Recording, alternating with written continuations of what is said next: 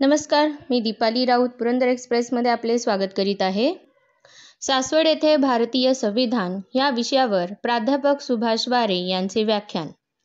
यशवंतराव चव्हाण प्रतिष्ठान मुंबई यांच्या वतीने यशवंतराव चव्हाण पुण्यतिथीनिमित्त भारतीय संविधान या विषयावर सुभाष वारे यांचे व्याख्यान झाले. यांचे संयोजन ज्येष्ठ साहित्यिक रावसाहेब पवार, यशवंत चव्हाण प्रतिष्ठान मुंबईचे समन्वयक मयूर जगताप तसेच पुरंदर तालुका समन्वयक परिवार यांच्या वतीने आयोजन करण्यात आले होते. यावेळी व्याख्याते प्राध्यापक सुभाष वारे काय म्हणाले ते पहा.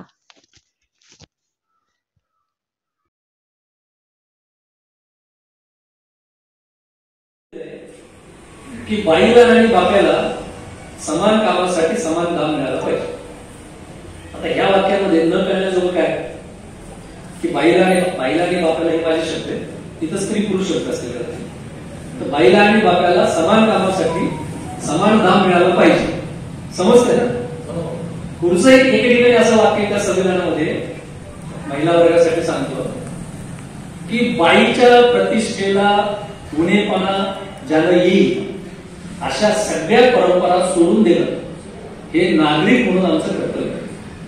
असं हे संविधानातलं वाक्य सांगतो मी जसं की बाईच्या प्रतिष्ठेला उणेपणा येईल अशा सगळ्या परंपरा सोडून देणं हे नागरिक म्हणून आमचं कर्तव्य. संविधान वाचून आपल्या जीवनाबरोबर त्याला जोडता आलं पाहिजे. संविधानातलं हे वाक्य वाचल्यानंतर की बाईच्या प्रतिष्ठेला उणेपणा आणणाऱ्या सर्व प्रथांचा त्याग करणं हे नागरिक म्हणून माझं कर्तव्य आहे, हे वाक्य वाचल्यानंतर लग्नामध्ये कन्यादानाची प्रथा जी तुम्ही करत असतील त्या कन्यादानाचा प्रथा बाईची प्रतिष्ठा वाढवतं का कमी करतं हे आपल्या मनात यायला. किंवा संक्रांतीचा हळदी कुंकू करताना विधवा बाईला आपण निमंत्रण देतो का आणि दिलं तरी ती बाई येते का? ज्या बाईचा नवरा मेला अपघातामध्ये त्या बाईचा काय दोष आहे त्याच्यात? बाई म्हणून किंवा व्यक्ती म्हणून तिची जी प्रतिष्ठा आहे, तुम्ही जर तिच्या जीवनातला सगळा आनंद हिरावून घेणार असाल की केवळ विधवा झाली म्हणून आणि पुन्हा संविधान वाचणार असाल की बाईच्या प्रतिष्ठेला उणेपणा आणणाऱ्या सर्व प्रथांचा त्याग करणे हे नागरिक म्हणून माझं कर्तव्य आहे, तर मग ते आता ही प्रस्तावना सुद्धा दररोज शाळेमध्ये म्हटली जातेच त्या प्रतिज्ञेसारखी. त्यामुळे संविधान समजून घ्यायचंय ते आपल्या जीवनाबरोबर ते जोडून घेण्यासाठी आणि ते जोडून घेणं शक्य आहे. लक्षात काही शिकलेल्या लोकांचा असा समज आहे की आम्हाला संविधान माहिती आहे आणि आम्हाला हेही माहिती आहे की सुप्रीम कोर्टाचे न्यायाधीश जरा किचकट निकाल द्यायचा असेल तर संविधान उघडून वाचतात. किंवा ते असं म्हणतात शिकलेले लोक की आम्हाला संविधान माहिती आहे आणि संसदेमध्ये एखादा कायदा जेव्हा बनवायचा असतो तेव्हा तो कायदा संविधानाला अनुकूल बनवावा लागतो. कायदा नवा संविधानाला अनुकूल बनला नाही तर सुप्रीम कोर्टाला अधिकार आहे तो कायदा नंतर रद्द करण्याचे. त्यामुळे असा कायदा बनवण्यासाठी लोकसभेमध्ये काही खासदार संविधान वाचतात. ते शिकलेल्या लोकांचा त्यातला अर्थ असा असतो की हो संविधान आहे, आम्हाला माहिती आहे संविधान आहे, ते सुप्रीम कोर्टासाठी आहे, ते लोकसभेसाठी आहे. आणि मग या शिकलेल्या लोकांचा पुढचा गंभीर अर्थ असा असतो की संविधान सुप्रीम कोर्टात चालेल, संविधान लोकसभेत चालेल, माझ्या घरामध्ये मात्र माझाच परंपरेचा कायदा चालेल.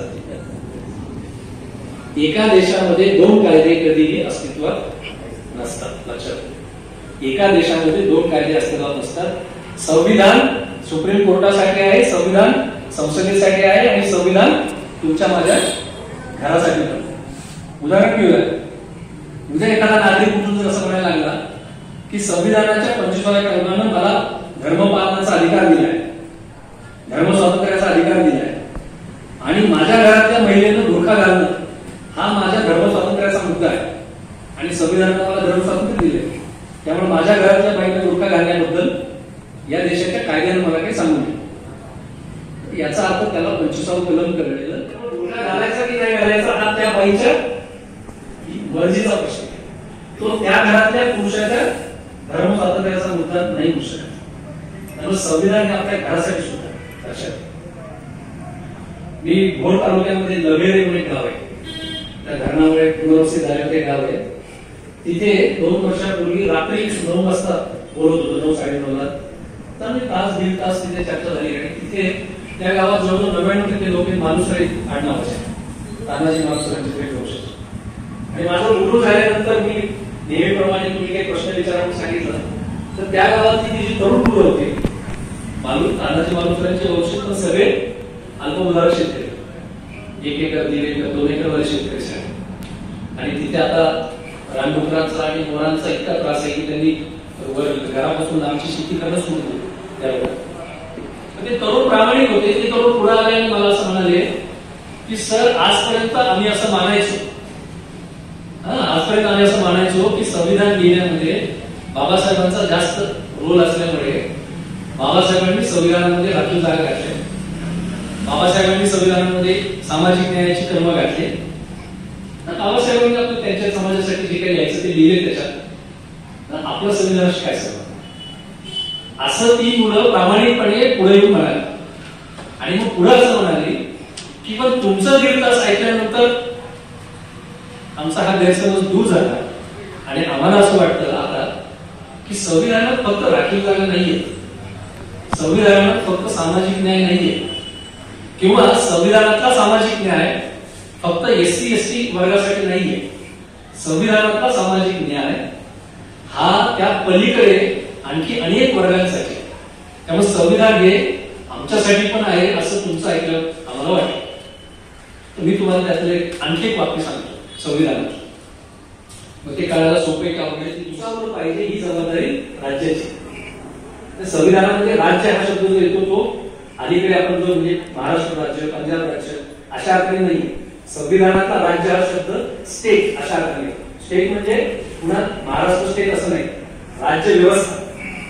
आणि त्याच्यात केंद्र सरकार म्हणायचं नाही असं एक दक्षिणेकडून सूचना आलेली आहे लक्षात घ्या. संविधानाचा मुद्दा आहे. तामिळनाडूचे मुख्यमंत्री जे स्टालिन त्यांनी सांगितले की मी केंद्र सरकार म्हणणार नाही, सेंट्रल गव्हर्नमेंट म्हणणार नाही. संविधानातला शब्द युनियन गव्हर्नमेंट असतो, संघराज्य. त्याच्यात मोठा अर्थ आहे संघराज्य असा शब्द, नंतर काहीतरी बोलू त्याच्यात. तर ही जबाबदारी सगळ्या सरकारांची आहे की नागरिकांचं पोषणमान आणि जीवनमान उंचावण्याची जबाबदारी सर्वांची. मग ते 47वा कलम कोणासाठी? त्या 47व्या कलमामध्ये असं नाही लिहिलं की SC ST नागरिकांचं पोषणमान आणि जीवनमान उंचावण्याची जबाबदारी राज्याची आहे असं नाही लिहिलं. या देशातल्या सर्व नागरिकांचं या एका कलमामध्ये सगळं येतं असं माझं, सगळं येतं या एका कलमामध्ये. म्हणजे तुमचं जीवनमान उंचवायचं असेल तर तुम्हाला किमान 10 बाय 10चं छप्पर पाहिजे तुमच्या डोक्यात. तुमचं जीवनमान उंचवायचं असेल तर तुम्हाला शिक्षण मिळालं पाहिजे. तुमचं जीवनमान उंचवायचं असेल तर तुम्हाला नोकरी मिळाली पाहिजे, रोजगार मिळाला पाहिजे. ते एकाच 47व्या कलमामध्ये सगळं येतं की त्याच्या आधारे तुम्ही तुमची लढाई करू शकता. मी जेव्हा ते वाचलं की या देशातल्या प्रत्येक नागरिकाचं पोषणमान उंचवण्याची जबाबदारी राज्याची आहे, त्यावेळेला माझ्या मनात असा प्रश्न आला आणि असे प्रश्न आले पाहिजेत संविधान वाचल्यावर की रेशन दुकानावरती फक्त गहू आणि तांदूळ देऊन ज्यांना रेशनच्या धान्याची गरज आहे त्यांचं पोषणमान सुधारेल का? फक्त गहू आणि तांदळाने सगळं मिळतं का शरीराला जे पाहिजे ते? तशा अनेक गोष्टी. हा विषय निघालाय म्हणून एक मुद्दा मांडून टाकतो की आपल्या अवतीभोवती सध्या आरक्षणाच्या खूप गाड्या असतात. आरक्षणाची अनेक आंदोलनं सुरू आहेत. काहींना आपलं जे आधीचं आरक्षण आहे ते आरक्षण बदलून वेगळ्या प्रवर्गाचं आरक्षण हवंय. काहींना आरक्षणाची जी टक्केवारी आहे ती टक्केवारी वाढवून हवी आहे. काहींना नव्यानं आरक्षण हवंय. तर काहींना ज्या कॅटेगरीमध्ये आरक्षण मिळालेले त्या कॅटेगरीमध्ये आपला स्वतंत्र हिस्सा हवा. मातंग समाजाची मिळाली होत आहेत कारण आम्हाला शेड्यूल कास्टमध्ये तुम्ही सगळ्यांच्या बरोबर गैरसमज करता, त्याच्यामधला आमचा हिस्सा आम्हाला द्या वेगळा असं त्यांची मिळाली होती. याच्यातल्या एकाही आंदोलनाच्या मागणीबद्दल मी आता इथं काही बोलत नाही, वेळ कमी. मला भूमिका घ्यायची नाही असं समजू नका. माझ्या पुस्तकामध्ये मी मराठा आरक्षण, मुस्लिम आरक्षण सगळ्याबद्दल माझ्या भूमिका सरकारी नोकऱ्यांच्या मध्ये पर्याप्त प्रतिनिधित्व नाही. पर्याप्त प्रतिनिधित्व म्हणजे ऍडिक्वेट रिप्रेझेंटेशन नाही. अशा वर्गांच्यासाठी राखीव जागा ठेवायला सरकार म्हणजे ठेवण्याचा अधिकार सरकारला आहे. मी हे वाक्य परत सांगतो की समाजातल्या ज्या वर्गांना असा शब्द, समाजातल्या ज्या वर्गांना सरकारी नोकऱ्यांच्या मध्ये ऍडिक्वेट रिप्रेझेंटेशन नाही, पर्याप्त प्रतिनिधित्व नाही, पुरेसं प्रतिनिधित्व नाही, अशा वर्गांच्यासाठी राखीव जागा सरकार ठेवू शकतं असं ते 16 कलम सांगतं. आणि त्या 16व्या कलमानुसारच आज सगळ्या आरक्षणाच्या लढाया सुरू आहेत. त्या लढाया एकमेकाच्या विरोधात उभ्या राहत आहेत. या लढायांच्या मधून आपल्या गावागावामधले वेगवेगळ्या समाजाचे तरुण एकमेकाच्या विरोधात बोलत आहेत. सोशल मीडियावरून एकमेकाचे विरोधामध्ये वेगवेगळ्या पद्धतीनं अवहेलना करणाऱ्या पोस्ट टाकतात. माझं म्हणणं असं आहे की या देशातल्या सर्व पक्षीय राज्यकर्त्यांनी या देशातल्या तरुणांना 16व्या कलमाच्या चक्रव्यूहामध्ये अडकवलेलं आहे. 16वं कलम हे संविधानाचं अंतिम स्वप्न आहे का? 16वं कलम हे संविधानाचं अंतिम स्वप्न नाही. ज्या समाजामध्ये आरक्षणाची गरज असते तो समाज आजारी समाज असतो. सांगतोय की तुम्हाला लक्षात यावं की इतकं अवघड नाहीये संविधान. या देशात जन्माला आलेल्या प्रत्येक मुलाला आणि मुलीला चांगलं शिक्षण मिळण्याची आणि तिच्या हाताला काम मिळण्याची जबाबदारी कोणाची आहे? राज्याची. सांगितले 41वं कलम कधी कुणी समजावून आपल्याला? कारण 41वं कलम जर समजावून सांगितलं तर काय होईल? 41वं कलम समजावून सांगितलं तर टोपल्यातल्या एका भाकरीतला आपला पोरभर तुकड्याची उडाताण करणारे सगळे टोपल्या 10 भाकरी का नाहीत हा प्रश्न निर्माण करतील. जेव्हा असलेल्या एका भाकरीची उडाताण सुरू होते तेव्हा आपापसात भांडणं सुरू होतात. पण टोपल्या 10 भाकरी का नाहीत असा प्रश्न मनात पडतो तेव्हा सगळे मिळून तुम्ही ज्यांना निवडून दिलेलं आहे त्यांच्याकडे भांडायला जाता की टोपल्यात 10 भाकरी का नाहीत. लक्षात. मग काही म्हणतील की कशा येणार टोपल्यात 10 भाकरी? लोकसंख्या इतकी वाढली, सर्वांना शिक्षण, सर्वांना रोजगार कसं होईल, कसं शक्य? आपल्यातल्या काही लोकांना विनाकारण सरकारची जास्त काळजी असते. आता या बाबतीत पुन्हा एक मुद्दा सांगतो. संविधान लिहिलं जात असताना संविधान सभेमध्ये बाबासाहेबांनी एक अत्यंत महत्वाचा मुद्दा मांडला होता. संविधान सभेतली बाबासाहेबांची भाषणं एकदा कधीतरी वाचा तरुण मुलांनी. एक अतिशय महत्वाचा मुद्दा बाबासाहेब बोलले होते. ते बाबासाहेब असं म्हणाले की ज्याला आपण सार्वत्रिक प्रौढ मताधिकार म्हणतो, ऍडल्ट फ्रँचायझी, किंवा सर्वांना मतदानाचा अधिकार असेल, सर्वांना मतदानाचा अधिकार असेल ही भूमिका संविधान सभेनं मान्य केली आहे. बाबासाहेब बोलतायत की संविधान सभेनं सर्वांना मतदानाचा अधिकार असेल ही भूमिका मान्य केली आहे आणि याचा अर्थ आपण राजकीय समानतेची भूमिका घेतलेली आहे, राजकीय स्वातंत्र्याची भूमिका घेतलेली आहे. आपण सामाजिक विषमतेच्या बद्दलही काही सामाजिक न्यायाबद्दल बोलत आहोत संविधानात. पण बाबासाहेब पुढे असं म्हणतात की माझा प्रश्न असा आहे की या देशामध्ये जी प्रचंड आर्थिक विषमता आहे, गरीब आणि श्रीमंतांच्या मधला जो प्रचंड भेद आहे, याचा आपण काय करणार आहोत? बाबासाहेब बोलतायत याचा आपण काय करणार आहोत? आणि ते पुढे असं म्हणतात की पार्लमेंटरी डेमोक्रेसीमध्ये दर 5 वर्षांनी निवडून येणारं जे सरकार असेल त्या सरकारच्या इच्छाशक्तीवरती तुम्ही हा मुद्दा सोडू नका. कोणता मुद्दा? गरीब आणि श्रीमंतांच्या मधला भेद संपवण्याचा मुद्दा पार्लमेंटरी डेमोक्रेसीतल्या दर 5 वर्षांनी बदलणाऱ्या सरकारवर सोडू नका. आणि मग संविधान सभेत बाबासाहेबांनी अशी सूचना केलेली आहे की शिक्षणाचा अधिकार, रोजगाराचा अधिकार आणि जगण्याची साधनं मिळवण्याचा अधिकार हे आपण मूलभूत अधिकार म्हणून देऊया. ही बाबासाहेबांची भूमिका आहे संविधान सभेची. आता इथे मी थोडा तांत्रिक मुद्दा समजावून सांगतो की संविधानानं दिलेले अधिकार 2 प्रकारचे असतात. एक असतो मूलभूत अधिकार, फंडामेंटल राईट, किंवा हिंदीमध्ये मौलिक अधिकार, आणि दुसरे जे असतात ते संविधानिक अधिकार, इतर जे असतात. दोघांच्यातला फरक असा आहे की मूलभूत अधिकारांच्या पासून जर तुम्हाला वंचित ठेवलं गेलं, तुम्हाला जर मूलभूत अधिकार मिळाले नाहीत तर तुम्हाला ताबडतोब कोर्टात जाता येते आणि कोर्टात दाद मागता येते जर मूलभूत अधिकाराचं हनन झालं तर. पण जे इतर अधिकार आहेत, ज्याला कॉन्स्टिट्युशनल राईट म्हणतो आपण, फंडामेंटल राईट आणि कॉन्स्टिट्युशनल राईट, जे इतर अधिकार आहेत त्या अधिकारांच्या बाबतीत तुम्हाला कोर्टात जाता येत नाही. हे थोडक्यात काय आहे फरक साध्या भाषेत, की जे फंडामेंटल राईट्स असतात, मूलभूत अधिकार, त्याचा अर्थ आहे की हे झालंच पाहिजे, आणि जे इतर अधिकार असतात त्याचा अर्थ आहे हे व्हावं अशी अपेक्षा आहे. लक्षात आलं? आणि बाबासाहेब काय म्हणत होते? शिक्षणाचा अधिकार, आणि शिक्षण म्हणजे हे आत्ताच्या शिक्षण हक्क कायद्यासारखं अर्धवट नाही, संपूर्ण शिक्षण.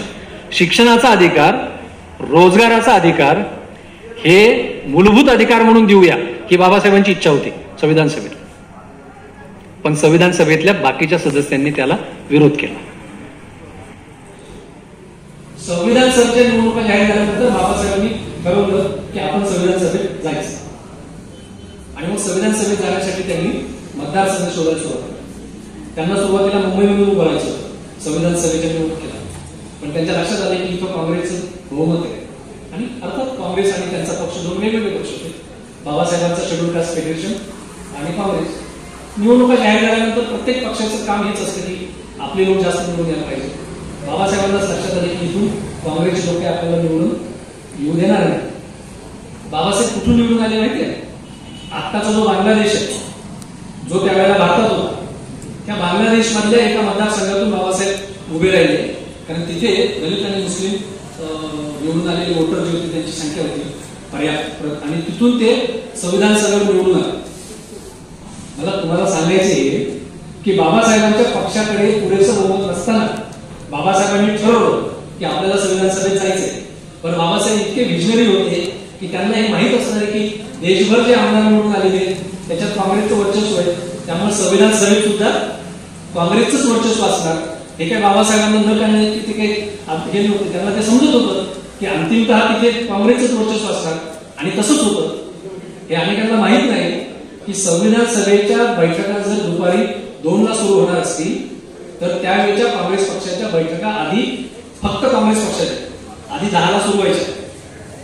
ते 10 ते 1 आधी आपलं ठरवून यायचे आणि मग 2ला संविधान सभेच्या बैठकी घ्यायची. हा तपशील एक समजून घेतला पाहिजे. पण त्यावेळेचे जे समाजवादी नेते होते, काँग्रेस सोशलिस्ट फोरमचे, ते काँग्रेसच्या अंतर्गत काम करत होते, ते काँग्रेसचा हिस्सा होते. त्यांनी जर संविधान सभेच्या काही जागा मागितल्या असत्या तर नेहरूंनी त्यांना नक्की जागा चांगल्या दिल्या असत्या. परंतु त्यावेळेच्या काँग्रेस सोशलिस्ट फोरमनी असा निर्णय घेतला, तात्विक निर्णय घेतला की हे काही खरं नाहीये, नेहमीप्रमाणे हे काही खरं नाहीये, आणि त्यांनी निवडणूक लढवायची नाही. चूक केली. लक्षात, जर 10-12 काँग्रेस सोशलिस्ट फोरमचे सभासद जर का संविधान सभेत गेले असते तर बाबासाहेबांना मदत झाली असते, नेहरूंना मदत झाली असते. कारण संविधान सभेमध्ये नेहरू, बाबासाहेब अनेक वेळेला एकटे पडत होते. कारण मी मागाशी म्हणालो तसं अनेक लोक होते संविधान सभेत, तर समाजवादी जायला हवं. त्यांनी मग उशिरा काहीतरी निर्णय घेतला, तोपर्यंत सगळ्या जागा ठरल्या होत्या आणि राहून गेले. तर ते संविधान सभेत बाबासाहेब असं म्हणत होते, त्यावेळेला बाकीच्या सभासदांनी विरोध केला. आधीचा मुद्दा शिक्षणाचा अधिकार, रोजगाराचा अधिकार फंडामेंटल राईट म्हणून दिला. तर बाकीच्या सभासदांनी काय म्हणलं की अहो बाबासाहेब, हे सरकार जे आहे आता आलेलं, हे सरकार खूप गरीब सरकार आहे. कारण इंग्रजांनी प्रचंड लूट केलेली इतके वर्ष आणि सरकारची तिजोरी खाली आहे, सरकार गरीब. फाळणीच्या जखमा आपण अनुभवत आहोत, हिंदू मुस्लिम दंगे होत आहेत, फाळणीच्या जखमा आहेत. त्यामुळे जे नवीन सरकार आहे, जे गरीब सरकार आहे, त्या गरीब सरकारवरती तुम्ही एकदम एवढी मोठी जबाबदारी टाकू नका. कारण तुम्ही जर आता शिक्षणाचा आणि रोजगाराचा अधिकार फंडामेंटल राईट म्हणून दिला तर उद्या लोक कोर्टात जातील की आम्हाला शिक्षण द्या, आम्हाला रोजगार द्या. तुम्ही गरीब सरकारवर इतकी मोठी जबाबदारी टाकू नका, असं बाकीचे सभासद म्हणाले. आणि मग नाईलाजानं बाबासाहेबांनी हे सगळे मुद्दे, जे संविधानातलं 4थं प्रकरण आहे, ज्याला डायरेक्टिव्ह प्रिन्सिपल्स म्हणतात, म्हणजे guidelines for the state, guidelines, मी मागाशी म्हणत की हे व्हावं अशी अपेक्षा आहे, त्या प्रकरणामध्ये हे शिक्षणाचा, रोजगाराचा सगळे मुद्दे त्यांनी देतात. माझा प्रश्न तुम्हाला असा आहे की 1950ला जानेवारीमध्ये संविधान लागू झालं. त्याच्यानंतरच्या इमिजिएट फेब्रुवारी 1950 मध्ये त्यावेळेचे अर्थमंत्री जॉन मथाई यांनी जो अर्थसंकल्प मांडला होता, तो अर्थसंकल्प 346 कोटी रुपयाचा. म्हणजे त्या वर्षात भारत सरकारजवळ पूर्ण वर्षभर खर्च करायला किती पैसे होते?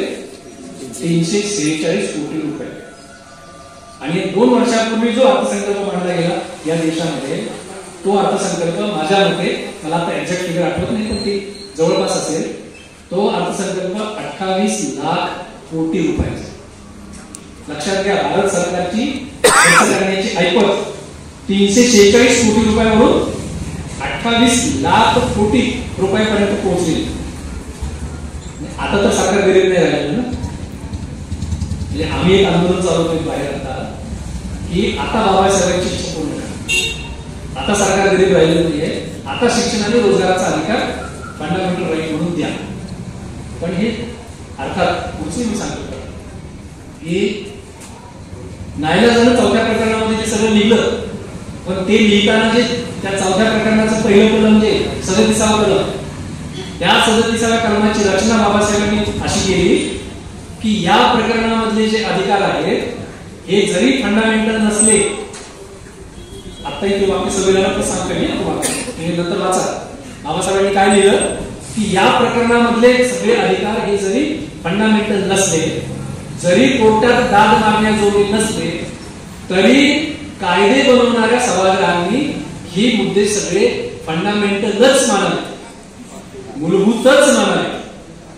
आता हे मूलभूतच हा जो शब्द आहे त्याच्यावर संविधान सभेतले काही लोक उठले आणि ते म्हणले ते बाबासाहेब तेवढं च कशा, म्हणजे कायदे बनवणाऱ्या सभागृहांनी हे मुद्दे मूलभूतच मानावे, च कशा तेवढा च काढून टाकला. आणि मग बाबासाहेब असं म्हणाले की तुमचं मी ऐकले, तुमचं सगळ्यांचं ऐकले, फंडामेंटल राईट मधून काढून इकडे टाकले, आता जास्त वाद घालू नका, ते आता आहे तसं राहू. आणि मग ते शब्द असे बाबासाहेब संविधान निर्मात्यांची सूचना आहे की हे अधिकार फंडामेंटलच मानावे कायदे करताना. त्याच्या आधारे 41व्या कलमाच्या आधारे आपल्याला मांडलं पाहिजे. या देशातल्या आरक्षण मागणाऱ्या सगळ्या तरुणाईनं एकत्र येऊन 41व्या कलमाची लढाई उभी केली पाहिजे. मी असं म्हणणार नाही की तुमच्या आरक्षणाच्या मागण्या सोडून की तुम्ही तुमच्या पद्धतीने करत राहा, पण मग त्याच्या पुढचा मुद्दा आहे जे मगाशी म्हणालो की संविधानाचा गौरव करायचा, परंतु संविधानाच्या उलट कारभार करायचा. मला सांगा, मी साधा प्रश्न विचारतो तुम्हाला सगळ्यांना की एअर इंडिया सरकारी कंपनी विकून टाटाकडे आता गेलेली आहे, एअर इंडियाचं खाजगीकरण होणार असेल, रेल्वे मधल्या निम्म्यापेक्षा जास्त सर्व्हिसेसचं खाजगीकरण ऑलरेडी झालेलं आहे, अनेक मोठ्या नवरत्न कंपन्या विकायला काढलेल्या आहेत त्या सरकारने, एसटीचं आत्ताचं आंदोलन सुद्धा यासाठीच सुरू आहे की काय अशी शंका घ्यायला झाल्या गिरणी कामगारांच्या लढ्यासारखं. कारण आता जो लढा ज्या पद्धतीने लागला जातो माहिती आहे, मी गिरणी एसटीच्या कर्मचाऱ्यांच्या बाजूने, एसटीच्या कर्मचाऱ्यांचे पगार खूप प्रचंड कमी आहे, पण त्या कर्मचाऱ्यांनी हा लढा टप्प्याटप्प्याने लढावा लागतो याचं भान ठेवण्याची गरज. विलीनीकरणाची मागणी अशी आज आंदोलन सुरू केल्याने 8 दिवसात मंजूर होण्याची मागणी नाही. त्यामुळं एसटीचं पूर्णपणे खाजगीकरण करण्याची इच्छा कोणाची तरी पूर्ण होईल असं ते आंदोलन चालू आहे, एवढंच माझं. तर माझा आधीचा मुद्दा काय होता की सगळ्या सरकारी सेवांचं, सरकारी कंपन्यांचं जर खाजगीकरण होणार असेल, आणि हे खाजगीकरण फक्त नवरत्न कंपन्यांपुरतं नाहीये, इथं काही कॉलेजमधली मंडळी, मी अनेक कॉलेजवर जात असतो, अनेक कॉलेजवर जातो, कुठल्याही सिनियर कॉलेजवरती आज 30%, तिथं जर 100 प्राध्यापक असतील तर त्याच्यातले 30 प्राध्यापक सुद्धा वेतन आयोगाचा पगार घेणारे नाही, 25 किंवा 30 बरोबर सर. वेतन आयोगाचा पगार घेणारे 25 ते 30% प्राध्यापक आहेत, बाकीचे सगळे ड्रॉप आउट बेसिस किंवा पार्ट टाइम किंवा वेगवेगळ्या पद्धतीने त्यांना 10-12 हजार, चांगलं कॉलेज असेल तर 15,000 पगार मिळतो. या देशाचे एक सुप्रीम कोर्टाचे मुख्य न्यायाधीश, मला त्यांचं पटकन नाव आठवत नाहीये, त्या गोगोईंच्या आधीचे न्यायाधीश नरेंद्र मोदी यांच्या सोबतच्या कार्यक्रमामध्ये एकदा बोलता बोलता त्यांच्या डोळ्यात पाणी आलं, ते रडले अक्षरशः जाहीर कार्यक्रमामध्ये, सर्वोच्च न्यायालयाचे चीफ जस्टिस. आणि ते काय म्हणाले की देशभरच्या न्यायालयामध्ये इतके खटले प्रलंबित आहेत, इतके खटले प्रलंबित आहेत, मला न्याय तातडीने लोकांना देता येत नाही याचं प्रचंड हे वाटतं. कारण माणसांची कमी, माणसं नाही, म्हणजे न्यायाधीशांच्या नेमणुका होत नाही, आणि एक न्यायाधीश म्हणला की त्याच्या भोवती मग इतर जे नोकऱ्या असतात, टायपिस्ट पासून सगळे इतर 4-5 न्यायाधीशच नाही असं त्या जाहीर कार्यक्रमात बोलले. माझा मुद्दा नीट लक्षात घ्या की प्राध्यापक 30%च आहे, पोलिसांची संख्या कमी आहे, शिक्षण जितकं खासगीकरणात ढकललं जाईल तितकं ढकललं जाते. आपण पण इंग्लिश मिडियमच्या अवस्थेपायी सरकारच्या त्या कामाला मदत करतोय, न्यायाधीश नाही. जर सगळंच खासगीकरण होत चाललेलं असेल, माझा प्रश्न आहे आरक्षणाची मागणी करणाऱ्या सगळ्या आंदोलनांना, म्हणजे मी त्यांच्यातल्या एका आंदोलनाच्या मेरिटबद्दल बोललेलो नाही, ते माझ्या पुस्तकात आहे, पण माझा प्रश्न त्या पुढचा आहे की आंदोलनाच्या मागण्या करणाऱ्या सगळ्या आंदोलनांना माझा प्रश्न आहे की तुम्ही नेमकं भांडतायत कशा, तुम्ही नेमकं लढतायत कशा. सरकारी क्षेत्रातल्या नोकऱ्या सगळ्या गायब होत चाललेल्या आहेत, तर तुम्ही भांडतायत कशा. तुम्हाला जर आरक्षणासाठी लढायचंय तर सरकारी क्षेत्रातल्या नोकऱ्या वाढाव्यात ह्याच्यासाठी तरी आधी लढा. नाही तुमच्या बातमी ती टोपल्यातली जी एक भाकरी आहे ती पण कमी होत चालली, त्याच्याबरोबर टोपल्यासाठी तुम्ही भांडताय. म्हणजे तुम्ही आरक्षणाच्या लढाईसाठी जर प्रामाणिक असाल तर तुम्हाला खासगीकरणाच्या विरोधात भांडवल आहे, नाही तर तुम्ही भांडताय कशासाठी. हा प्रश्न कधीतरी स्वतःच्या मनाला विचारा. पण तुम्हाला आधार आहे, मी सांगतोय 41वा कलम वाचा. त्या 41व्या कलमाने राज्यावर जबाबदारी टाकलेली की सर्वांना शिक्षण, सर्वांना रोजगार, हे 41व्या कलमाचा संदेश आहे. त्या लढेरे गावातल्या तरुणांनी माझं हे सगळं ऐकलेलं असल्यामुळे ते समोर म्हणाले की आमचे गैरसमज दूर झाले. म्हणजे आमच्या गरिबीचं उत्तर 47व्या कलमात आहे की आमचं पोषण मागणी वाढलं पाहिजे, सरकारवर जबाबदारी आहे. आमच्या बेरोजगारीचं उत्तर 41व्या कलमात आहे. मला असं वाटतं की संविधानाचा असा सर्व बाजूने जर आपण अभ्यास केला तर मला परीक्षेत जसे प्रश्न असतात ना की एका वाक्यात उत्तर द्या. आता मला कोणी जर म्हणाले की तुम्ही एका वाक्यात बोला संविधानाबद्दल, तर संविधानाबद्दलचं माझं एक वाक्य असेल की भारतातल्या सर्व जाती धर्माच्या नागरिकांना, भारतातल्या सर्व जाती धर्माच्या नागरिकांना सन्मानाची हमी आणि विकासाची संधी देणारं भारतीय संविधान, जे 1950च्या आधी नव्हतं. माझा शेवटचा मुद्दा मी मांडतो कारण खूप बोलताना जोड आहे. किंवा तुम्ही सांगा वेळ असाल, मला तर काय किती वेळ बोलता येईल शक्य. भारतातल्या सर्व जाती धर्माच्या नागरिकांना सन्मानाची हमी आणि विकासाची संधी देणारं भारतीय संविधान आहे, जे 1950च्या आधी नव्हतं. आणि इथं हा मुद्दा लक्षात घेण्याची गरज आहे की तुम्ही इतक्या आस्थेनं एवढे सगळे लोक संविधान समजून घ्यायला आलेला. आनंद वाटला मला सासवडमध्ये की तुम्ही एवढ्या संख्येने आलाय. आज सगळे लोक संविधान गौरव करतायत. पण या देशामध्ये असाही एक समूह आहे की ज्यांना हे संविधान नकोस होतं. अच्छा, ज्यांना हे संविधान नकोस होतं. आणि मग त्याच्यामध्ये कर्नाटकातून एक मंत्री येतात आणि ते असं म्हणतात की we are here to change the constitution. आम्ही आलोच मत कशासाठी, तर हे संविधान बदलण्यासाठी आलं. कसं मंत्री म्हणतात, वरचे नेते संविधानाचा गौरव करणार, पण त्यांचेच सहकारी कर्नाटकातून जेव्हा असं म्हणतात त्याच्यावरती हे काहीच बोलणार नाही. लक्षात घ्या, हे लक्षात घ्या गमत काय. किंवा 4 वर्षापूर्वी दिल्लीतल्या जंतर मंतर हे आंदोलनाचे ठिकाण, तिथे एक समूह जमला, हिंदुत्ववादी संघटना होत्या, आणि त्यांनी संविधानाची प्रास्ताविका जाळली. तिथे बाबासाहेबांचा फोटो झाला, त्याचा व्हिडिओ काढला आणि तो व्हिडिओ देशभर पाठवला. आणि मला आठवते आजही की त्याच्या दुसऱ्या दिवशी पुण्यामध्ये गुल्लक चौकामध्ये सुप्रियाताई सुळे, आम्ही सगळे, बॅनर कुठलंही नव्हतं त्यामुळे सगळ्यांना यायला होते, तर सुप्रियाताई आणि आम्ही सगळेजण त्या ज्यांनी संविधानाची प्रास्ताविका जाळली त्यांच्यावरती देशद्रोहाचा खटला दाखल करा म्हणून मागणी करण्यासाठी आम्ही जमलो. त्यांच्यावरती अद्यापही देशद्रोहाचा खटला दाखल झालेला नाही.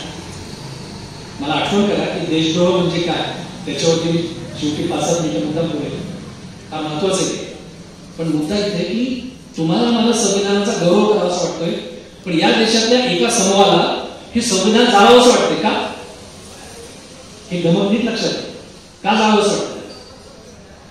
तर मी जे म्हणालो की या सर्व भारतीय नागरिकांना सन्मानाची हमी आणि विकासाची संधी देणारे संविधान 1950च्या आधी हे नव्हतं. 10 वर्षातल्या माझ्या सगळ्या संविधान साक्षरता अनुभवावरून जे अनेक मुद्दे मी शिकलोय त्यातला एक मुद्दा असा आहे की भारतातल्या नागरिकांना जर संविधानाचं महत्व पटवायचं असेल, जर त्यांना संविधानाचं महत्व लक्षात आणून द्यायचं असेल, तर जेव्हा संविधान नव्हतं तेव्हा काय होतं याची सतत आठवण करून देण्याची गरज. जेव्हा या देशामध्ये संविधान लागू झालेलं नव्हतं त्यावेळेला आमच्या समाजातली आमच्या समाजातली म्हणजे जातीचा संदर्भ घेऊ नका, आमच्या समाजातल्या सावित्रीबाई फुले, फातिमा शेख जेव्हा मुलींच्यासाठी शाळा उघडत होत्या पुण्यामध्ये, जेव्हा त्यांना हिंसक विरोध करत होता एक मोठा गट, त्याचं आर्ग्युमेंट काय होतं त्या गटाचं? आपण सुद्धा इतिहासकार वरवर शिकतो. सावित्रीबाईंचा गौरव करताना आपण या सगळ्या तपशिलात जात नाही. सावित्रीबाईंच्या अंगावरती शेण आणि दगडगोटे फेकण्याचं आर्ग्युमेंट काय होतं, विरोधकांचं आर्ग्युमेंट पण समजून घ्यावं. ते असं म्हणत होते की धर्मशास्त्रानुसार बाईला शिकवणं पाप आहे आणि ह्या पाप करायला निघालेल्या आहेत म्हणून आम्ही त्यांना विरोध करत होतो. कायद्याचाच विचार केलं तर ते बरोबर बोलत होते, लक्षात. कारण त्यावेळेला संविधान होतं का? संविधान नव्हतं. मग जेव्हा संविधान नव्हतं तेव्हा इथं कोणता कायदा होता? एक होता ब्रिटिश इंडिया ऍक्ट, पण ते बाकीच्या घालमध्ये कुठं लक्ष घालत नव्हते, त्यांचं बघत होते. इथल्या परंपरा, इथल्या जाती, धर्म याच्यात लक्ष घालत नव्हते. समाज मनावरती त्याही वेळेला पुरोहितशाहीचा पगडा होता, धर्माचा पगडा होता. आणि त्या पुरोहितशाहीचे जे कायदे होते, त्या धर्माचे जे कायदे होते, त्या कायद्याच्या आधारे ते सांगत होते की बाईला शिकवणं धर्मशास्त्रानुसार का. एकलव्य आणि द्रोणाचार्याची कथा आपण ऐकतो, त्या तपशिलात जात नाही का, पण एकलव्य आणि द्रोणाचार्याचं काय वैयक्तिक भांडण होतं काय? त्यांचं काही बांधावरून भांडण होतं का? काही एकलव्याने बांध कोरला होता? संविधानाच्या 19व्या कलमामध्ये तुम्हाला व्यवसाय निवडण्याचा अधिकार आहे. आज तुमची जी काही क्षमता असेल त्याप्रमाणे तुम्ही व्यवसाय करू शकता. 50च्या आधीच्या ज्या परंपरागत व्यवस्था होती त्या व्यवस्थेमध्ये तुम्हाला जातीने बहाल केलेला व्यवसाय बदलण्याचा अधिकार होता.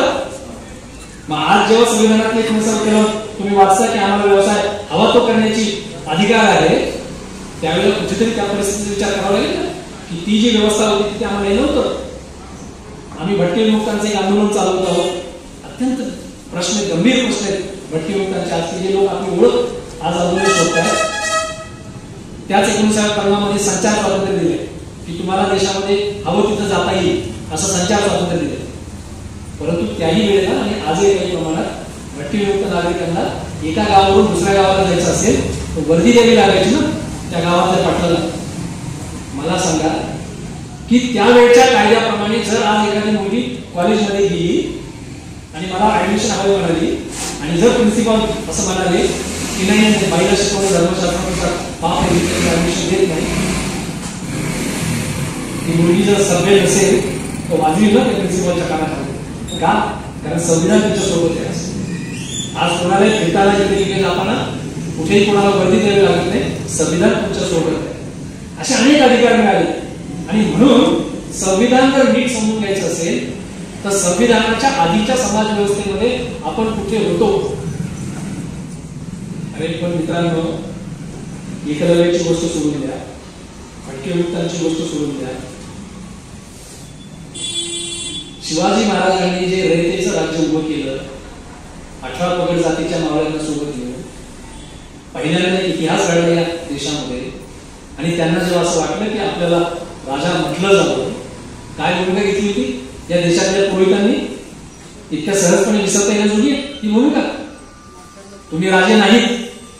किंवा नंतर शाहू महाराजांनी, जेव्हा शाहू महाराज धार्मिक होते, म्हणजे त्यांची एक अत्यंत विजनरी प्रतिमा आहे आरक्षणाच्या भूमिकेपासून सगळे, पण ते धार्मिक होते.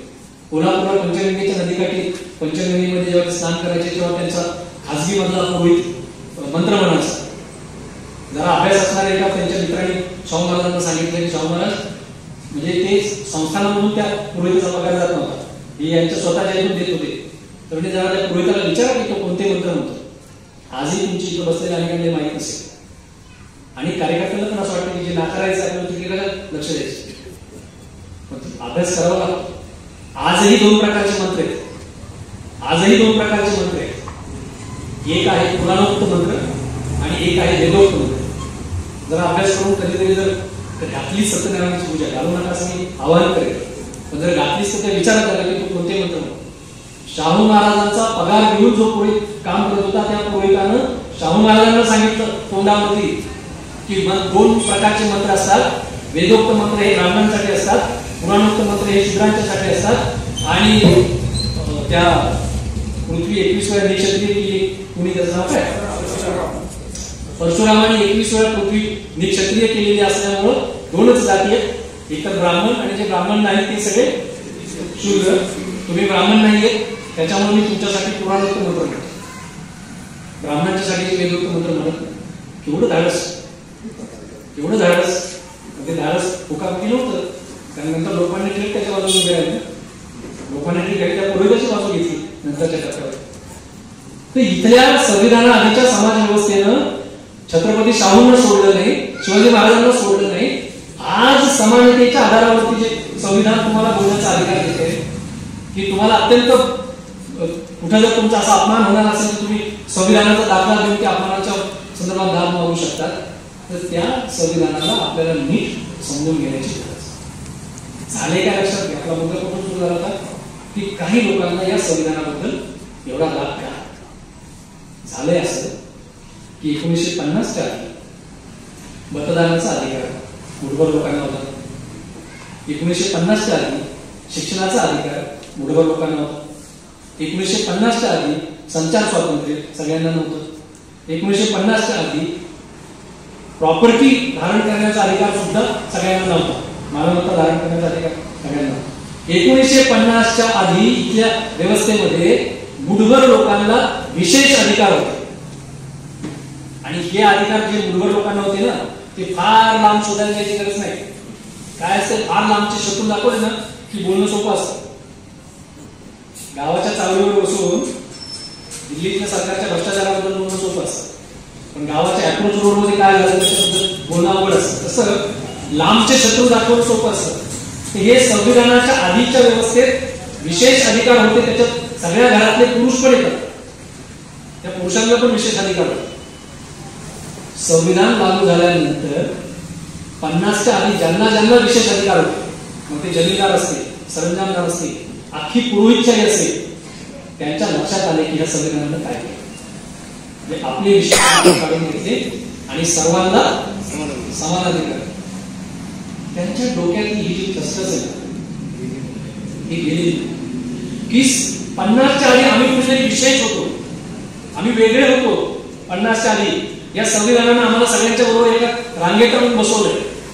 आपल्याला सगळ्यांना अभिमान वाटतो त्यासाठी सगळ्यांबरोबर आम्ही एका रांगेत आहोत. पण त्यांची ती तसंच आहे. स्वातंत्र्य 2014 साली मिळालं या वाक्याचा अर्थ हा आहे की 1950 साली आमचे जे विशेष अधिकार हिरावले गेले, हे सगळे विशेष अधिकार आता परत मिळण्याची शक्यता 2014 साली निर्माण झाली. लक्षात, हा अर्थ आहे. हे उथळ वाक्य नाहीये, हे उथळ वाक्य नाहीये, बेजबाबदार वाक्य नाही. त्या बाईकडे एक वेळी बाई म्हणून बघू नका तुम्ही. हे अत्यंत मोठं षडयंत्र आहे. माझं म्हणणं असं आहे की ज्यांचे विशेष अधिकार 1950 साली हिरावले गेले आणि ज्यांना सर्वांच्या बरोबर एका रांगेत आणून बसवलं गेलं, त्यांच्या जर आशा पल्लवी झाल्या असतील 2014 सालच्या सत्तांतरामुळं, त्यांना जर असं वाटत असेल की आता आपले विशेष अधिकार परत मिळवण्याची संधी आहे 2014 सालच्या सरकारमुळं, तर या देशातल्या बहुजन समाजाला, ज्याला 1950 साली पहिल्यांदा माणूस म्हणून जगण्याची संधी मिळाली, तो बहुजन समाज हे संविधान वाचणार गेले. त्यांना समजले संविधानाने काय केलं, आपलं काय. आणि ज्यांना पहिल्यांदा 50 साली माणूस म्हणून जगण्याची संधी मिळाली, ते आपण संविधान वाचून त्या संविधानाबद्दलची योग्य भूमिका घेणार आहोत की हा खरा प्रश्न. 2014 साली स्वातंत्र्य मिळालं तसं हा अर्थ आहे. हे अत्यंत सुनियोजित षडयंत्र कशाला. मागाशी मी जो आरक्षणाचा मुद्दा मांडला त्याच्यात तपशिलात जात नाही, पण हेही सांगतो की आरक्षणाच्या संदर्भातल्या वेगवेगळ्या लढाया उभ्या राहाव्या, परस्परांना शहकाक्ष देणाऱ्या लढाया उभ्या राहाव्या आणि एकूणच समाजामध्ये आरक्षणाबद्दल शिसारी यावी, हे डावपेच आपण ह्या लढाया. सत्ता आल्याबरोबर पहिल्या म्हणजे बारामतीमध्ये सभा घ्यायची आणि सत्ता आल्याबरोबर पहिल्या मंत्रिमंडळाच्या बैठकीमध्ये तुमचा प्रश्न सुरू असं सांगायचं आणि नंतर 5 वर्षाच्या प्रश्नाकडे बघायचं नाही, कारण त्यातली गुंतागुंत आधीपासून माहीत असते ती गुंतागुंत सगळी. पण आरक्षणाच्या बाबतीत विचित्र सगळ्या लढाया उभ्या राहाव्या. विचित्र म्हणजे मी कोणाच्याही मागणीच्या मेरिटबद्दल परत सांगतो तिसऱ्यांदा, मी ते बोलत नाहीये, ते माझ्या पुस्तकात वाचा. परंतु शहकाक्ष देणाऱ्या लढाया उभ्या राहाव्या, जेणेकरून या समाजातला एक वर्ग जाऊ दे ते आरक्षणच नको असं म्हणावं, तसं म्हणायला लागलं. हे पण एक वेगळं षडयंत्र. मला अशी मुद्दा आला होता की ज्यांनी संविधानाची प्रास्ताविका जाळली त्यांच्यावर राष्ट्रद्रोहाचा खटला उभा करण्याची मागणी यांनी केली होती. शुक्रिया. अलीकडे या देशामध्ये राष्ट्रद्रोहांची संख्या भयंकर वाढायला लागली, इतकी वाढायला लागलेली आहे की म्हणजे आम्ही जर असं म्हणालो एकेकाळी की मुंबईतल्या लोकल रेल्वेवरची एक पूल पडतायत, झालं होतं ना 1-2 वर्षापूर्वी, लागोपाठ 2-3 पूल पडले होते. त्यावेळेला आम्ही अशी भूमिका घेतली होती की सगळे ते पूल पडतायत, माणसं मरतायत, त्या लोकलमध्ये जनावरांसारखी माणसं बसतायत. तर आधी त्या लोकलची स्थिती सुधारा. ती लोकलची स्थिती जोपर्यंत सुधारत नाही तोपर्यंत बुलेट ट्रेन या देशाला कशा लागली, ही भूमिका घेतल्याबरोबर तुम्ही देशद्रोही आहात. तुम्हाला आश्चर्य वाटेल, 2 वर्षापूर्वी किनवटला जो नांदेड जिल्ह्यातला आदिवासी तालुका आहे, तिथं आमचे एक मित्र आहेत आणि त्या सगळ्यांनी तिथं आदिवासी बोलले, त्या आदिवासींच्या जगण्या मारण्याच्या प्रश्नावरती आम्ही एक मोर्चा काढला 2 वर्षात. तो मोर्चा झाल्यानंतर तिथल्या काही कार्यकर्त्यांनी तिथल्या पोलीस स्टेशनला तक्रार दाखल केली होती. माझं नाव घेऊन, माझा आणि नांदेडचे कार्यकर्ता फारुख अहमद या दोघांच्या वरती राष्ट्रद्रोहाचा खटला दाखल करायचा. आणि ते कळलं कसं की पोलीस आम्हालाच मागायला लागली, तुमच्या ते मोर्चाचे व्हिडिओ द्या आम्हाला, आमच्याकडे असं पत्र आलं. झालं नाही की त्याचं सोडा नंतर. हे सरकार वेगळं असतं आणि देश वेगळं असतो. देश म्हणजे सरकारला वेगळं, हे फार समजून घ्यायची गरज आहे. आणि त्याला लाच घेतल्याशिवाय एकही काम करायची त्याला सवयच नाही. पहिला नागरिक सरकारी. या देशातला दुसरा अधिकारी आहे जो सतत उठता बसता दुसऱ्याच्या धर्माबद्दल विष करत आहे. मी दुसऱ्याच्या धर्माबद्दल बोलतोय, मी कुठल्या एका धर्माबद्दल बोलतच नाही. काही लोक हवा तो अर्थ करतात. दुसरा नागरिक आहे की जो उठता बसता दुसऱ्याच्या धर्माबद्दल विष करत आहे. तिसरा नागरिक आहे देशातले की तो सतत जातीचं नाव घेऊन विषय करतो. जातीचं नाव घेऊन विषय करणं म्हणजे काय? मी कोण आहे आणि मी कोण आहे याचा दुसरा अर्थ काय येतो? तू कोण आहेस. तिसरा नागरिक जातीच्या नावाने विषय. या देशातला चौथा नागरिक आहे जो घरातही बाई बरोबर नीट वागत नाही आणि ऑफिसमध्ये पण बाई बरोबर नीट वागत. चौथा नागरिक. आणि या देशातला पाचवा नागरिक आहे तो विद्यार्थी वर्षभर पुस्तकाला हात न लावता कॉपी करून पास होण्याचं स्वप्न करतो. असे 5 नागरिक. माझा प्रश्न तुम्हाला असा आहे की पैसे घेतल्याशिवाय, लाच घेतल्याशिवाय एकही काम न करणारा सरकारी अधिकारी, दुसऱ्याच्या धर्माबद्दल सतत विष करणारा भारताचा नागरिक, जातीच्या नावाने विषा करणारा तिसरा नागरिक, बाईशी घरात ऑफिसमध्ये नीट न वागणारा नागरिक आणि कॉपी करून पास होणारा पाचवा नागरिक, हे 5ही नागरिक सकाळी उठल्याबरोबर अख्ख्या गल्लीला ऐकून जाईल असं जोरात भारत माता की जय म्हणत असतील आणि झोपायला जायच्या आधी परत भारत माता की जय म्हणत असतील. आपण त्यांना राष्ट्रप्रेमाचं सर्टिफिकेट देऊन टाकायचं, द्यायचं का सांगा? या देशामध्ये कोण राष्ट्रप्रेमी आणि कोण राष्ट्रप्रेमी नाही हे ठरवण्याचा निकष संविधानाने दिलेला आपल्याला. संविधानातलं जे 51 अ कलम आहे किंवा इंग्लिशमध्ये 51C जे कलम आहे संविधानातलं, 51A कलम आहे, त्याच्यामध्ये नागरिकांची कर्तव्य. मी सुरुवात करताना जे वाक्य सांगितलं होतं की बाईच्या प्रतिष्ठेला वळीपणा आणणाऱ्या प्रथांचा त्याग करणं नागरिक म्हणून माझं कर्तव्य आहे, ते त्या 51 कलमातलं वाक्य. त्या कलमामध्ये असे अनेक कलम आहेत. मी जे 5ही प्रकार सांगितले नागरिकांचे, त्याच्यातून जो अर्थ निघतो ती सगळी कर्तव्य संविधानाने सांगितली. आपलं काम लाच न घेता प्रामाणिकपणे करावं. दुसऱ्याच्या सर्व धर्मियांना इथं आपल्या पद्धतीने जगता येईल असा आदर एकमेकांनी एकमेकांबद्दल बाळगावा. जातीच्या आधारे कुणी कुणाला विनाकारण हिनवू नये. बाईला समान अधिकार आहे, तिची प्रतिष्ठा जपावी. आणि कॉपीचा सुद्धा त्याच्यात येतो की आपलं काम आपण प्रामाणिकपणे करावं. ही त्या 51 कलमामध्ये सगळी नागरिकांची कर्तव्य. माझं म्हणणं आहे की राष्ट्रप्रेमी कोण हे ठरवण्यासाठी ते 51 कलमाचं होणार आहे ते यासाठी की आपल्याला नव्या परंपरा तयार केल्या पाहिजेत. त्यातली एक परंपरा सांगतो, याच्यावरती तुम्हाला आणखी खूप विचार करता येणं शक्य आहे. हा शेवटचा माझा मुद्दा आहे. माझ्या धाकट्या भावाला दवाखाना बांधला आणि दवाखाना बांधली ती खूप जुनी गोष्ट. दवाखाना बांधला आणि त्यांनी दवाखान्याच्या उद्घाटनासाठी वास्तुशांती केली. मी काय करता, मी त्याला म्हणलो तू सत्यनारायण घालणार असेल तर मी काय येणार त्याला. तर तो म्हणला आता तू यावंस अशी माझी इच्छा. आता तू ठरव काय करायचं. म्हणजे मला वास्तुशांती केलीच पाहिजे. माझा स्टँड कार्यकर्ता म्हणून मी काय येणार नाही. म्हटलं वास्तुशांती तुम्हाला करणं लागेल, तरी तू यावंस अशी माझी इच्छा आहे. आता ठीक आहे तू ठरव. मी माझा कार्यकर्ते पण जपलो, मी गेलोच नाही. ते झालं सगळं. आम्ही पण अशाच ह्याच्यात राहिलो केलं. पण काळाच्या ओघात कार्यकर्ता म्हणून विचार करत असताना आमचा नगरचा मित्र विचार गुरुले त्याने जेव्हा घर बांधलं आणि तो आला पुण्याला भेटायला, मला भेटला अनेकांना भेटला, मलाच एकट्याला भेटलाच नाही. तो म्हणलं सर घर बांधले आणि ते घराचं उद्घाटन करायचं, आपल्याला वास्तुशांती करायची, काय करायचं. माझ्या घरच्या लोक वगैरे काहीतरी कार्यक्रम झाला पाहिजे. आणि मग त्याची सगळ्यांची जी चर्चा झाली माझ्याशी झाली, त्यातून जो कॉमन कार्यक्रम निघाला तो असा लक्षात आला. माणसाच्या आयुष्यामध्ये अनेक सुखदुःखाचे प्रसंग असतात आणि माणसांना हे सुखदुःखाचे प्रसंग आपल्याला कुणाच्या तरी सोबत शेअर करायचे असतात. दुःखही शेअर करायचं असतं, सुखही शेअर करायचं असतं. कार्यकर्ते पण जपण्याच्या नादामध्ये अशा प्रसंगातलं जे औचित्य ते घालवून आपण बसणं योग्य नाही. त्यांना ते सांगायचे की मी घर बांधतोय, मी घर बांधले हा आनंद वाटून घ्यायचा, काही पाहुण्याबरोबर वाटून घ्यायचा आहे, मित्रांच्या बरोबर वाटून घ्यायचा आहे. त्याला म्हणजे मी याच्यात फार एक दीर्घलेख आहे, त्या तपशिलात जात नाही, तुम्ही सगळे शिकलेले लोक आहात, तुम्हाला थोडक्यात कळेल. इतिहास काळातून चालत आलेल्या ज्या आपल्या सगळ्या परंपरा आहेत, ज्या आपल्या पूर्वजांनी या सगळ्या परंपरा तयार केल्या, ह्या परंपरा दोनच कारणासाठी तयार झाल्या. एक, निसर्गाबद्दल कृतज्ञता व्यक्त करायची. कुठल्याही परंपरेत तुम्ही खोलात जा, निसर्गाबद्दल कृतज्ञता व्यक्त करण्यासाठी परंपरा तयार झाल्या, किंवा दुसरं सामूहिकता जपण्यासाठी. मी माणूस आहे, मी समूहामध्ये जाऊ शकतो, मी एकटा नाही जाऊ शकत. त्यामुळे मला दुसऱ्यांच्याकडे जायला काहीतरी निमित्त हवंय आणि मला दुसऱ्यांना माझ्याकडे बोलवायला काहीतरी निमित्त हवंय. उगीच तू ये उद्या माझ्या घरी म्हणून कुणी कुणाच्या घरी जा, मला कारण हवंय, निमित्त हवंय. आणि आपल्या पूर्वजांनी जे अत्यंत हुशार होते त्यांनी ही सामूहिकता जपण्यासाठी काही परंपरा तयार केल्या. त्यांनी निसर्गाबद्दल कृतज्ञता व्यक्त करायला परंपरा तयार केल्या.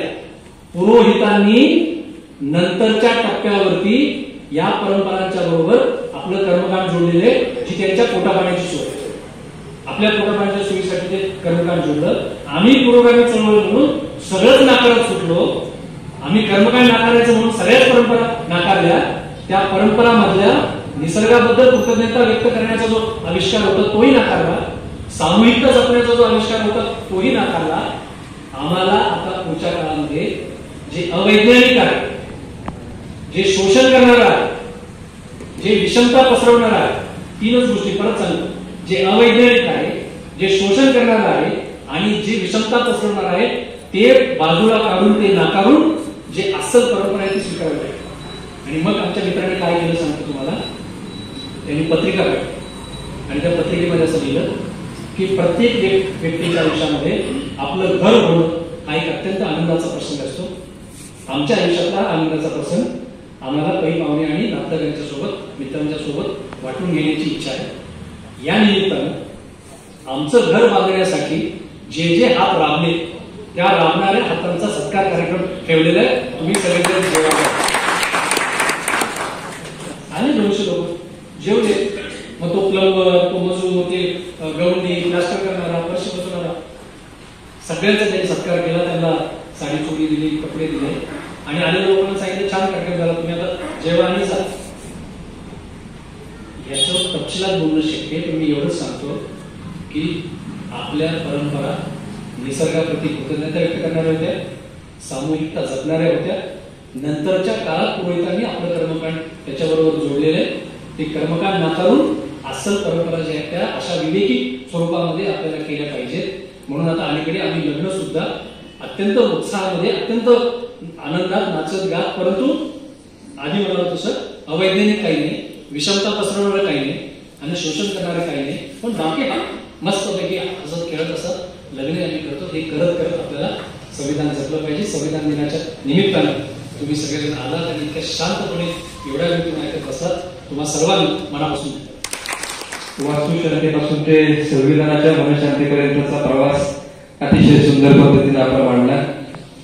खरं तर तुमच्याकडे 2 रुपये असतील तर 1 रुपयाची भाकर घ्या, 1 रुपयाचं पुस्तक घ्या. भाकर तुमच्या पोटाची भूक भागेल, पण पुस्तक तुम्हाला जगण्याची नवी दिशा दाखवेल, असं सांगणारे डॉक्टर बाबासाहेब आंबेडकर. आणि हेच विचार आपण संविधानाच्या संदर्भाला मांडत असताना आपण वाराणसीहून प्रवास ते पुरंदरपर्यंतचा प्रवास केला. सर, अभिमान वाटतो की एस.एन. जोशी कॉलेज पासून ते गाडी तळपर्यंत आसिफा हम शर्मिंदा है, तेरे कातिल अभी तक जिंदा है, या मागणीसाठी आम्ही तुमच्या सोबत होतो याचा अभिमान वाटतो. आणि इंग्रजांनी लुटलेला देश पंडित नेहरूंनी ताब्यात घेतला आणि हे करत असताना पंडित नेहरूंनी औद्योगिक कणा हा भारताचा मानला आणि यशवंतराव साहेबांनी कृषी औद्योगिकचा मांडला. हा मुद्दा मांडत असताना निवडणुकीत पहिल्यांदाच आपण जेव्हा पक्षात प्रवेश केला त्यानंतर संविधान साक्षरतेमध्ये 2014ला आपण सुरुवात केली आणि गावोगावी जाऊन आपण संविधान मांडलं. त्याबद्दल आवर्जून सांगतो, शब्दांची पूजा करत नाही मी, शब्दांची पूजा करत नाही मी, माणसांची आरती गातो, जिथे सूर्य नाही तिथे मी उजेड देतो. मला वाटतं सर ते अतिशय चांगल्या पद्धतीचं आपण काम करत आहात. संविधान राहील का नाही याबद्दलचं आपलं स्पष्टीकरण, नागरिकत्व धर्माच्या आधारावर दिलं जात नाही हा सुद्धा अतिशय सुंदर मुद्दा. संविधानातील कायदे गरिबांच्या बाजूने आहेत म्हणून गरीब खुश आहेत, पण त्या कायद्यांची अंमलबजावणी होत नाही म्हणून श्रीमंतही खुश आहेत. ही विधान तितकंच अतिशय समर्पक होतं. संविधान कितीही निर्दोष असलं तर ते सांभाळणारे हात प्रामाणिक असतील तर ते चांगल्या पद्धतीने चालू शकतं असं सांगणे डॉक्टर बाबासाहेब आंबेडकर. आणि बाईच्या प्रतिष्ठेला उणेपणा येईल अशा परंपरा बंद केल्या पाहिजे हे आपण संविधानाच्या माध्यमातून लोकांपर्यंत पोहोचवलं. आणि धर्म स्वातंत्र्य अशा अनेक मुद्द्यांच्या माध्यमातून डॉक्टर बाबासाहेब आंबेडकर यांनी जे संविधान लिहिलं ते फक्त स्वतःच्या समाजासाठी नाही, हे भुवरमधील गावातील तरुणांना मांडलेली शंका आणि त्याचं केलेलं तुम्ही निरसन. खरं तर आज मला सांगायला आनंद वाटेल की सगळ्यांना अगोदरही वाटत होतं की फक्त डॉक्टर बाबासाहेब आंबेडकरांना जे संविधान लिहिलं ते फक्त त्या जातीपुरतं मर्यादित होतं. मला वाटतं जातीपातीच्या चौकटी तोडून आपल्या देशासाठी माणसांसाठी लिहिलं हे संविधान आणि पोषणमान उंचावणं ही राज्याची जबाबदारी हे संविधानात सांगितले. मला वाटतंय मला तरी पहिल्यांदा कळालं. हा खरं तर अज्ञानपण असेल. आरक्षणामध्ये 16वं कलम हा सुंदर पद्धतीचा आपण मांडलेला मुद्दा आणि चांगलं शिक्षण आणि चांगलं काम ही राज्याची जबाबदारी आहे हे सुद्धा अतिशय सुंदर पद्धतीने आपण मांडलं. अशा अनेक संदर्भांना मांडत असताना आपण जे संविधान संदर्भात जे स्पष्टीकरण मांडलं खरं तर त्याचे अतिशय समर्पक होतं. आपल्या सारख्या प्रतिभावंत मान्यवरांच्या उपस्थितीमध्ये हे व्याख्यान होत असताना नक्कीच त्यांना काल ज्या पद्धतीनं श्रीपाद फडणवीस यांनी सांगितलं की हे जे पुष्प आहे ते पुष्प तुमच्या हातामध्ये आणि मयूर जगताप यांच्या हातामध्ये दिलेलं आहे. खऱ्या अर्थानं सगळ्यात महत्वाचा मुद्दा शेवटचा सांगायचा आहे. ज्यावेळी जंतर मंतरला संविधानाचं हे जाळलं गेलं त्यावेळी आदरणीय सुप्रियाताई पुण्यामध्ये या ठिकाणी आज काही कालही चांगला प्रतिसाद आम्हाला या ठिकाणी मिळाला. आजही आपण सगळे मच्छर चावत असताना देखील 2 तास बसून हे सगळं कार्यक्रम ऐकलात आणि मला अजून पुढं काम करण्याकरिता आम्हाला सर्व संयोजकांना टीमला तुम्ही प्रोत्साहित केलं त्याच्याबद्दल तुम्हाला सर्वांचे मी या ठिकाणी आभार मानतो. संयोजकांचे म्हणजे रावसाहेबांनी आम्हाला या ठिकाणी मार्गदर्शन केलं. त्याचबरोबर विजयदादा कोलते, अशोक भाऊ टेकवडे, सुदामप्पा इंगळे, माणिकराव झेंडे पाटील, अरुणाप्पा जगताप, बंडूकाका जगताप, बबन भाऊ टकले, आमचे गुरुजी आणि पकानाना कड या सगळ्यांच्या साथीशिवाय हे शक्य नव्हतं आणि खऱ्या अर्थाने या सगळ्यांचे मी आभार मानतो आणि या ठिकाणी हा कार्यक्रम संपला असे जाहीर करतो. यांचे आश्वासन देणारी बंधुता प्रवर्धित करण्याचा संकल्पपूर्वक निर्धार करून आमच्या संविधान सभेत आज दिनांक 26 नोव्हेंबर 1950 रोजी याद्वारे हे संविधान